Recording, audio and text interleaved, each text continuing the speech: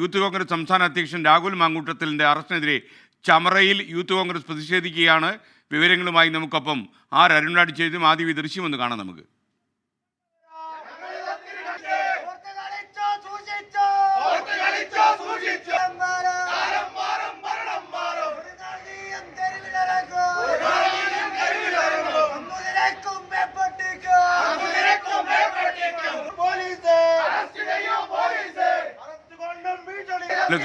അരുൺരാജ് ചേരുന്നു. Arunraj, good morning. പറയൂ, എന്താ ഇപ്പോൾ ചവറയിലെ സ്ഥിതിവിശേഷം? എസ്കെൻ, വെരി ഗുഡ് മോർണിംഗ്.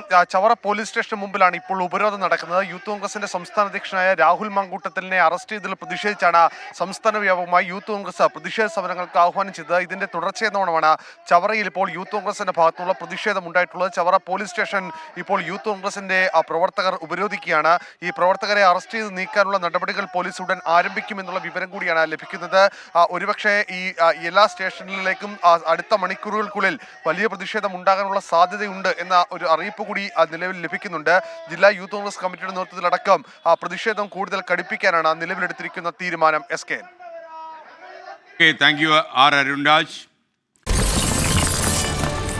24 അഞ്ചിന്റെ വജ്രത്തിളക്കം.